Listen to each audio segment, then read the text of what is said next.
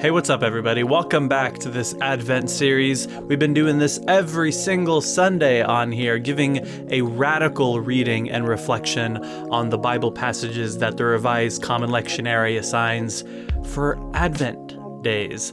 Every single Sunday on here, but also we're doing it every single day of Advent on Patreon as a special gift for my patrons. So if you want to see all of these Advent reflections, go check out the Patreon, patreon.com/Damon Garcia.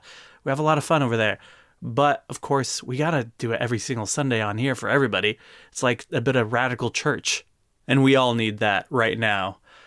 And today we're going to read Luke 1:46 through 55. This is the Magnificat. This is one of the most famous hymns or texts in the entire Christian tradition. And it's from the lips of Mary right after she finds out that she's pregnant. Next week, we'll talk about the passage that's actually before this one, where the angel comes to Mary and talks about this baby. But let's read this one today. It's a part of the lectionary passages. This is one of my favorite passages in the whole Bible. So let's check it out. And Mary said, "My soul magnifies the Lord, and my spirit rejoices in God my Savior, for he has looked with favor on the lowliness of his servant. Surely from now on all generations will call me blessed. For the Mighty One has done great things for me, and holy is his name. His mercy is for those who fear him from generation to generation. He has shown strength with his arm. He has scattered the proud in the thoughts of their hearts. He has brought down the powerful from their thrones, and lifted up the lowly. He has filled the hungry with good things, and sent the rich away empty. He has helped his servant Israel in remembrance of his mercy, according to the promise he made to our ancestors, to Abraham, and to his descendants forever." Now, this song of praise is powerful. And I always point to this passage when we talk about the real meaning of Christmas, especially that part that says, "He has brought down the powerful from their thrones and lifted up the lowly, and he has filled the hungry with good things and sent the rich away empty." That's the spirit of Christmas right there. That's what Christmas is all about, Charlie Brown. Isn't there anyone who knows what Christmas is all about? That's Mary's proclamation in response to baby Jesus in her womb. She proclaims that what's happening in her womb is linked to this larger vision of the powerful being brought down from their thrones and the lowly being lifted, of the first becoming last and the last becoming first. This is a radical, dare I say, violent vision. This isn't a vision of the poor being lifted up on the same level as everyone else, and then the rich and the formerly poor can all celebrate together because there's now no longer any poor people. No, this is an elimination of the rich. This is the destruction of the powerful, and it's intricately linked to the lifting up of the lowly. You cannot disconnect these two things, the bringing down the powerful and the lifting up of the lowly. You can't have one without the other. And the reason is because of how that divide is made to be. The reason you can't separate bringing down the powerful and lifting up the lowly is because the powerful were able to get to their thrones through the suppression of the lowly. And their wealth was attained through the work of the lowly. This is how it works. And this is how it always has worked. We also know this because Mary's song of praise here is directly taking inspiration from other songs of praise in the Hebrew Bible and other Jewish texts. This song of praise is amazing, but it's not unique because the struggle she's referring to is not unique. I was able to find all these parallels I'm about to show you in Raymond Brown's book, The Birth of the Messiah, a commentary on the infancy narratives in Matthew and Luke. It goes into extreme details in these passages. So check this out if you really want to go in deep on this stuff. But check out these parallels. Let's go line by line here. My soul proclaims the greatness of the Lord, and my spirit has found gladness in God my Savior. Psalm 35:9 says, "Then my soul will find gladness in the Lord. It will take pleasure in his salvation." 1 Samuel 2:1-2, "My heart is strengthened in the Lord. My horn is exalted in my God. I delight in your salvation." Habakkuk 3:18, "I shall find gladness in the Lord. I shall rejoice in God, my Savior." Next line, "Because he has regarded the low estate of his handmaid." 1 Samuel 1:11 says, "O Lord of hosts, if you will look on the low estate of your handmaid." Genesis 29, "Because the Lord has regarded my low estate." 4th Ezra, which is not in the Hebrew Bible, but an extra Jewish text, "God heard your handmaid and regarded my low estate and considered my distress and gave me a son." Next line, "For behold, henceforth all generations will call me fortunate." Genesis 30, "Fortunate am I, for all women call me fortunate." Next line, "Because he who is mighty has done great things for me." Deuteronomy says, "He is your God who has done great things in you." Zephaniah 3, "The Lord your God is in you, a mighty one will save you." And even the line, "And holy is his name," we could find in Psalms 111. Holy and awesome is his name. Next line, "And his mercy is from generation to generation on those who fear him." Psalm 103 says, "But the mercy of the Lord is from everlasting to everlasting upon those who fear him." Psalm of Solomon, which is another extra Jewish text, "His mercy upon those who fear him." And as things get more radical here, we have even more parallels. "He has scattered the proud in the imagination of their hearts. He has put down the mighty from their thrones and has exalted those of low degree. He has filled the hungry with good things, and the rich he has sent away empty." 1 Samuel, once again, Hannah's hymn. "The Lord makes poor and makes rich. He reduces to lowliness and he lifts up. He lifts the needy from the earth, and from the dung heap he raises up the poor to seat them with the mighty, making them inherit a throne of glory." Psalm 89, "You have reduced the proud to lowliness like a wounded thing, and by your powerful arm you have scattered your enemies." Sirach 10, "He has put down the thrones of princes and has seated the humble before him." Job, "He has overthrown the mighty."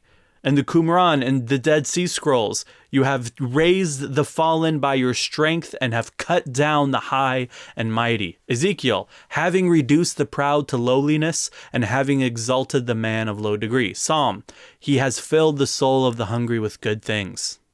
I'll stop there. And there's actually even more parallels than that, but those were some of the direct quote parallels. That theme of bringing down the powerful and lifting up the lowly is a theme in other songs of praise too that weren't directly quoted.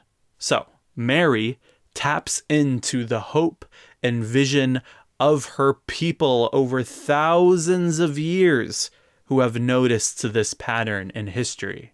History progresses age after age after age, empire after empire after empire, because that's how the beginning and end of an age is determined.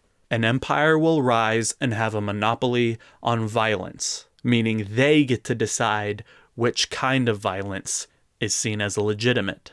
If it's violence by the nation in power in order to keep power and maintain order, then it's seen as legitimate violence.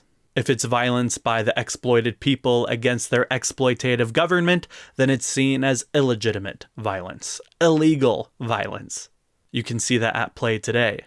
Violence by the police and the military is seen as legitimate. Violence against the police and military is seen as illegitimate, and you're an absolute monster for even considering that, even uttering those words right now that I did.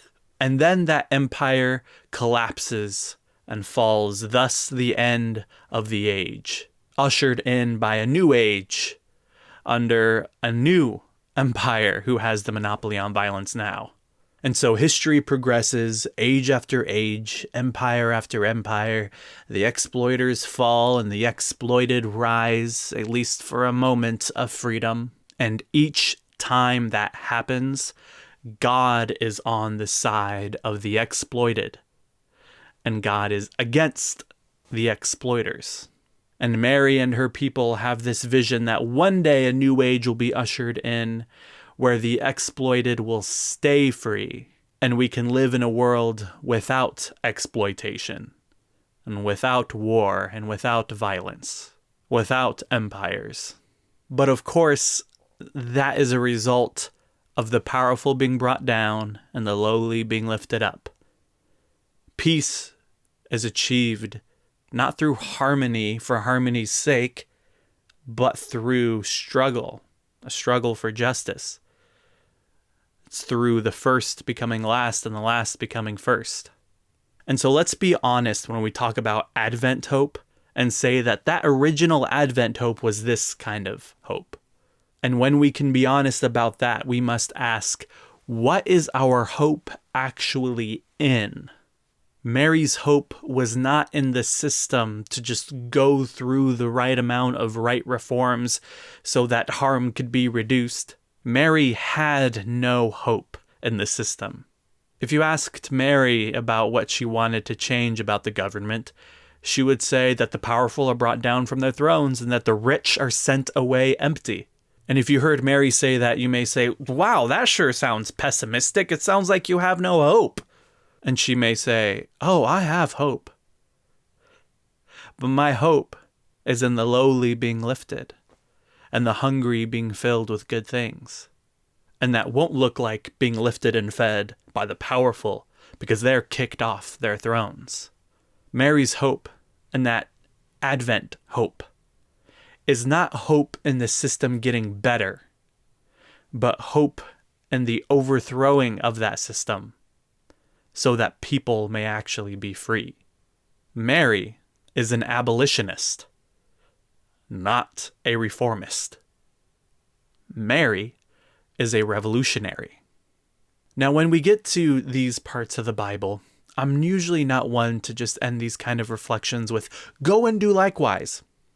Because there are parts of the Bible, like this part, that are too revolutionary for you to go and do likewise without being arrested and killed. So, usually I don't like playing that game. Mary is more revolutionary than all of us. And so we should approach this text with that humility and acknowledge that instead of immediately leaping to, so how can I be like Mary? Or even worse, so how is Mary like me? No. Allow Mary to be different from you, please. Allow Mary to be a bit more radical and even have a bit more violent vision for the future of the world than you do. And now, sit with that.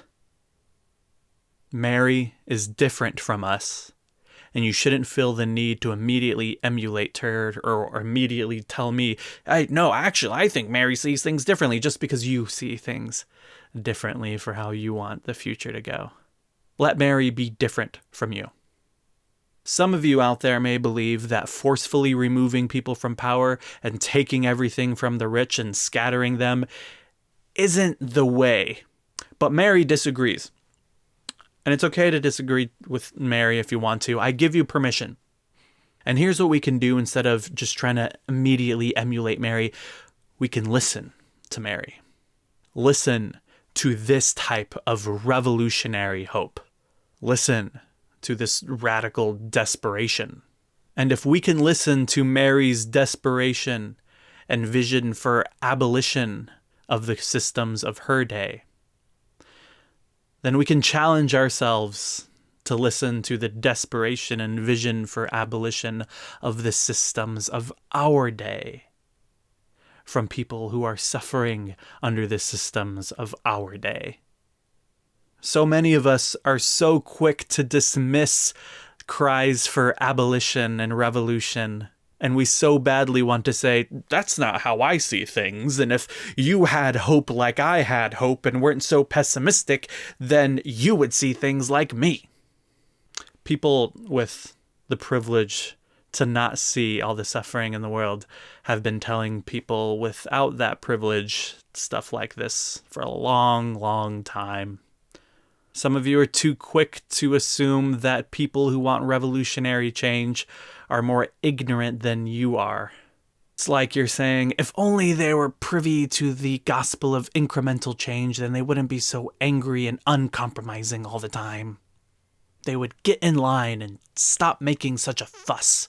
They would stop rioting and destroying property. And they would vote for who we tell them to when we tell them to, if only they saw what I see. And you may say things like that and be completely clueless that people who want abolition and revolution want that because they see things that you don't see. So now that we have an understanding that Mary is a lot different from us, and that she saw things that we aren't able to see, and that's why she had such a revolutionary outlook. Now that we have that understanding, now let's try to relate a little bit. Now that we understand Mary is different from us, let's open up a little tiny doorway for beginning to see things the way she did, and the way people before her did, and the way people after her who have a vision for the future involving the powerful being brought down from their thrones, and the lowly lifted up, and the rich sent away empty, and the hungry being filled with good things. Let us ask what our hope is actually in. And you may find it difficult to relate to people who have lost all hope in the system getting better. But think about how much you've changed and how much you've woken up to all the injustice in the world this year. Realize that you have also chosen to no longer have hope in elements of the system. At the very least, I know you can say that you have lost hope in the idea that the system is perfect the way it is. Think about that. And think about how much freedom comes when you're able to admit that kind of loss of hope.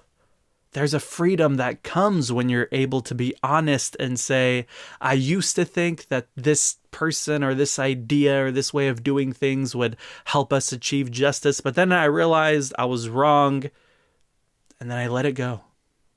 We've experienced that type of exchange in various ways throughout our lives. Like when you thought you needed a specific relationship and you had hope that it would get better, and then one day you gave up hope in it and you walked away, and then you were free. Or maybe you were a part of a specific church and you thought that you should stay and you had hope that it would get better and you can help change things. And then one day you just decided to give up hope that that church would get better, and you walked away and you were free.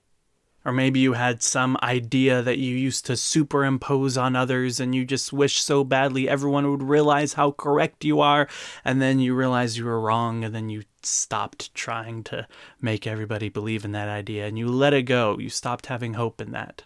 And in situations like this, you give up hope in certain things because you realize that your hope is actually in something else. You realize your hope is actually in something larger, not in the system, but in the people as they overcome this unjust system as it collapses. That's that hope that Mary had, and that's that radical Advent hope. Thank you for watching this video today. We'll be back with another reflection for next Sunday of Advent. And if you want to support the channel, subscribe and also sign up for Patreon, patreon.com/Damon Garcia. And thank you for all my patrons already over there. I appreciate you. And I'll see you next Sunday. See you later. Bye-bye.